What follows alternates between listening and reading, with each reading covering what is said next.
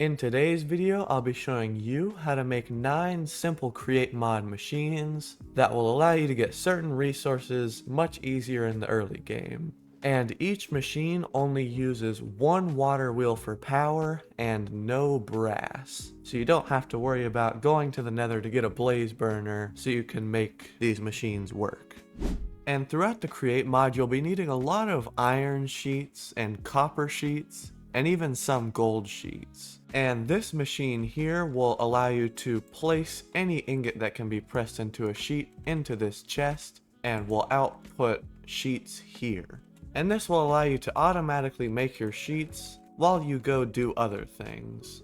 And as you saw in the intro, this is only powered by one water wheel. These are the items we need to make it, and this is the area that you need to build it. So we'll place our water wheel here with these 2 blocks dug out, and then place a water bucket here to get this wheel to spin. Then to gear ratio the power that we get from this, we'll place a cogwheel here with a large cogwheel connected, and we'll encase this cogwheel so it doesn't connect to this large cogwheel. And then we'll place a regular cogwheel here. And now we gear ratio this up from 8 RPM from the water wheel to 16 on this cogwheel, and then to 32 RPM on this cogwheel. We can right click with a wrench in our hand to get this shaft back on this side of the cogwheel. And from that shaft, we'll place 2 more shafts connected up with a belt and a block on the end, with 2 chests like this and 2 funnels on either chest. Then we'll place our press here, and to connect up this mechanical press to power, you can either place 2 shafts and a belt, or you can place 3 encased chain drives. And we can now put our ingots in, and it will start making sheets. Making andesite alloy in a crafting table requires you to use this recipe, which takes 2 andesite and 2 iron nuggets, or zinc nuggets, to make 1 andesite alloy. But if we instead put 1 iron nugget and 1 andesite in a mixer, that will make 1 andesite alloy at half the price. So this next machine is going to be a mixer where you can put an item in this chest and another one in this chest, and this mixer is going to mix those items into whatever you need and then drop them onto this depot where it gets taken from the depot into this chest. These are the items we'll need for this machine, and this is the space we'll need. So we'll break out these 3 blocks, place our water wheel here and our water bucket here. Then we'll place a chest here with a hopper going into it and a depot on top of that hopper. Then we'll place a block on the side of the depot with a basin and a mixer on top, as well as 2 hoppers going into the basin and a chest on top of each hopper. And we don't actually need a funnel to output from the basin onto this depot, because whenever a basin has a block that it can output onto below it, it will have this little output area. So now whenever it crafts an item, the item will go onto the depot, which will go into the chest. So now we'll place 2 shafts here with a large cogwheel on top, a small cogwheel to the side with another large one on top, and finally 1 cogwheel here with a large one on top, and that will take this water wheel from 8 RPM all the way to 64 RPM for the mixer. And now all we have to do is place 1 stack of items in this chest and another in this chest, and this is going to start making us andesite alloy. This next machine is a mechanical saw that allows you to put items in this chest and get an output in this chest. Normally, to craft shafts, you'd place 2 andesite alloys in the crafting table and you get 8 shafts. But with this recipe filter, you can set it to only make shafts, and then we put andesite alloy in this chest, and it'll input that andesite alloy through the hopper into the saw. And now each andesite alloy is going to make 6 shafts, which will give you 50% more shafts than just crafting them.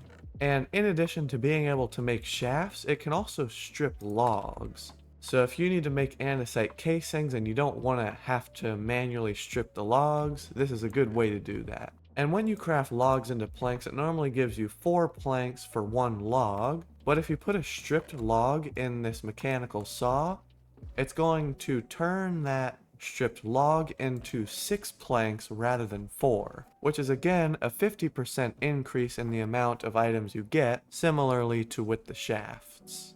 And just like with all the other machines, it's one water wheel powering the whole system with some gear ratios, so it's super simple to do. And the mechanical saw can also do any recipe that a stone cutter can. Just make sure that you put a recipe filter on here, otherwise it's just going to make random things every time. As you can see, since it has no recipe filter, it's making slabs, walls, and stairs. And to fix that, if we say only wanted to make slabs, we can just place that filter on there, and it's only going to make slabs now. And there are also a few other recipes that you can do with the planks, such as turning one oak plank into one sign, whereas normally it would be 2 oak planks into one sign, and making 1 plank into 1 pressure plate, or 1 plank into 1 stair, and so on. And these are all the materials we'll need for this machine. We'll start by placing our mechanical saw here, and you'll want to make sure to place it from this side, because if you place it from this side, it's going to have this recipe filter on the side that's furthest away from you, which you don't want. And if you place it on this side, the items are going to drop onto this saw and then go out this way, which is also not what we want. And once you have your saw, you can place a hopper here with a chest, as well as 1 block here with a chest on top and an input andesite funnel that will take the items from the mechanical saw into this chest. Then we'll place 1 small cogwheel here with a large cogwheel to the side and encase this small one. We'll place another small cogwheel here with a large one connected to it, then encase this cogwheel, and we'll place 1 last cogwheel here with a large cogwheel next to it. Then on the end of this large cogwheel, we'll place our water wheel with a copycat panel on top, and then we'll break out this block and waterlog this copycat panel. And this copycat panel is only here so the water doesn't flow off this side. And our saw is now done, so you can go ahead and put your items in that you want to saw, as well as set that recipe filter if you need it. And another thing with this mechanical saw is while it's spinning, it will actually damage you if you stand on it. And this andesite funnel keeps it from damaging you, since you can't actually get onto the block because the funnel is blocking it. This next machine is a millstone. And what this millstone does is you can mill certain items, like you can mill flowers into dye, or wheat into wheat flour. And this is an important recipe, and I'll show you why later. You can mill cobblestone into gravel. And all this machine does is you put an item in here, and it gets inputted into this millstone, where it gets milled and outputted onto this chute, which puts the items into this chest. These are the items we'll need to build this machine, and this is the space we'll need to build the machine. So we'll start by placing 3 shafts here and connecting all of them up with a mechanical belt. We'll place a block here with a chest above and an andesite funnel to output items, as well as our millstone here with an andesite funnel on both sides to input items here and output here. Then we'll break out these 2 blocks, place a double chest and a chute, so the items will go out of this funnel, off the belt onto this chute, which will allow the items to go in the chest. And to power this millstone, we'll place a vertical gearbox here with a cogwheel. Then we'll break out these 2 blocks. We'll place a cogwheel here with a large cogwheel connected under this gearbox, and a regular cogwheel connected to that large one, with another large cogwheel here and a small one connected to the shaft. And finally a large cogwheel here with our water wheel. Then we'll break out this block and we'll place our copycat panel on top and water here. And now we have this belt spinning and the millstone working. And this is the machine finished, so we can put our items in to get milled, and then they will output into this chest. Now this next machine can actually do a bunch of different recipes. The main ones being, if you have fire here, this will cook your food. And if you have lava here, it will smelt ores. And if you have water here, it will do what is called bulk washing, which I'll show you what that does. Now, bulk washing has a bunch of different recipes, like washing sand into clay or washing concrete powder into concrete, as well as washing soul sand into nether quartz, washing red sand into gold nuggets, washing that wheat flour that we got from milling wheat into dough, which we can then cook into bread. And getting bread this way is way more efficient because normally it costs 3 wheat for 1 bread, but instead you can turn 1 wheat into 1 wheat flour with a 25% chance of 2 more, and each of those wheat flour turns into 1 dough, and each of those dough turns into 1 bread, making it way more efficient. But a very important recipe is being able to wash gravel into iron nuggets, and this makes iron farms with the Create mod possible. And of course the gravel you get from milling cobblestone from earlier, and later I'll show you how to automate cobblestone with the Create mod. And all you do is place half a stack of items into this top chest at a time, and this chute will output them onto this belt where they'll get carried over to this funnel, and the items will go into this chest back here. And it's important that you only do half a stack of items at a time, because the chute will output a quarter stack of items at a time, and if you have a stack bigger than 16, these encased fans are going to work slower, meaning that those items are going to go into this funnel before they can actually get washed, which is not what you want. So whenever you put half a stack in here at a time, that first quarter stack goes onto the belt, but that other 16 items won't stack since the other items are already on the belt. That way you can wash or smelt or cook half a stack of items at a time without having to worry about it not washing, cooking, or smelting every time. These are the items we need to build this machine, and this is the space we'll need for this build. So we'll start by breaking out these 4 blocks here. Then we'll place our water here with our water wheel above it so it can spin this way. And then we'll gear ratio this water wheel down by placing a cogwheel here with a large cogwheel attached. We'll then place 2 shafts here and 2 gearboxes like this. We'll place 1 belt here with 1 diagonal belt like this, and another diagonal belt on the opposite side. We'll then place an encased fan on each of these diagonal belts. We'll place our netherrack here, and you can use any block you want here, but it's a good idea to put something like netherrack here since fire won't go out if it's on netherrack. We can then place 2 copycat panels here along with 1 framed glass trap door.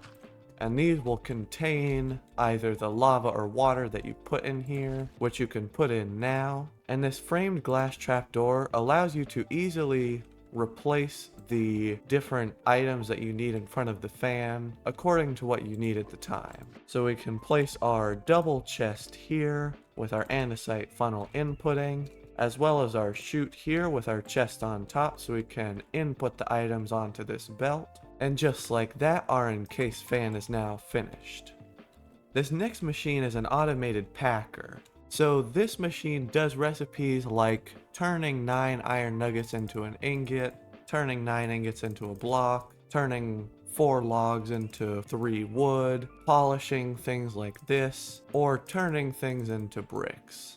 So what you do is you place your items in this chest. They will go into this basin, and this press will press them into the items that you want. And we can do this for all different kinds of items. And this is just easier than handcrafting, because you can just put the items in and they'll automatically get made.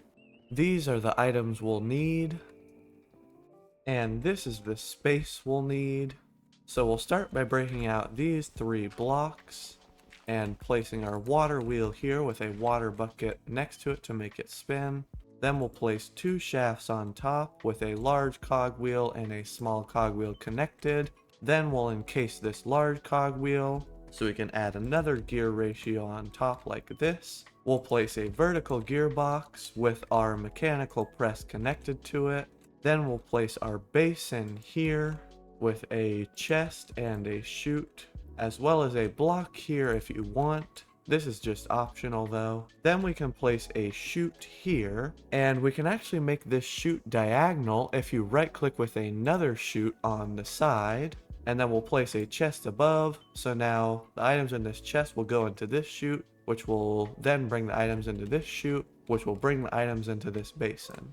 And the final thing you may want to do is set a list filter with items that you don't want it to make, because if you put 4 iron ingots in it, it's going to make an iron trap door, rather than if you're trying to make like an iron block instead, it will make that iron trap door if you're not careful. And to set this to not do that, you can right click with the list filter in your hand, go over to JEI and drag a iron trap door, as well as any other items you don't want it to craft, and then make sure this is set to deny list, and then click this check mark and right click on this recipe filter with the basin, and it will no longer make iron trap doors or anything else you set into that list filter. This is also not able to unpack an item, like with an iron block you can't turn it back into ingots. This next machine is going to use the create mod to automate cobblestone. And all this does is you have a water wheel here, gear ratioed up, so this mechanical drill can use the max stress that the water wheel outputs. And then this drill will mine the cobblestone in front of it, and the cobblestone is made because there's lava on top and this drill is waterlogged. And all the items we need are in this barrel. So we can place our chest here with a chute going into it, as well as cobblestone on top. And then we'll place our drill facing into the cobblestone with 1 block underneath and 2 copycat panels on the sides to keep the water from flowing out. Then we can waterlog it, and on top we can place all of our copycat panels to contain the lava. Then we'll place the lava up here. Then we'll place a cogwheel here with a large cogwheel connected. We'll place another gear ratio here, and 1 last gear ratio like this, with a water wheel here, with 1 copycat panel here, as well as 2 more on the side like this so the water doesn't flow out. Then we'll place our water here, and this will start automating cobblestone. This next machine is going to automatically harvest and replant crops so you can have a food source. And these are the items we need to build it, and this is all the space we're going to need. We'll start by breaking out these 3 blocks in the middle. We'll place a water wheel here with a mechanical bearing on top, and this mechanical bearing is what rotates the contraption so it can harvest the crops. Then we'll place our dirt around the whole area like this, except for we'll leave these 4 spaces right next to the bearing. Then we can place our water here, which will not only get that water wheel to spin so the mechanical bearing has rotational power, this will also provide water to the farmland so our crops can actually grow. So now we can go ahead and till all of the dirt we placed. Then you can plant any crop you want, and you can actually grow crops faster by planting them in alternating rows. So since I have wheat, potatoes, carrots, wheat, and so on, these will actually grow faster, but whichever way you choose should work.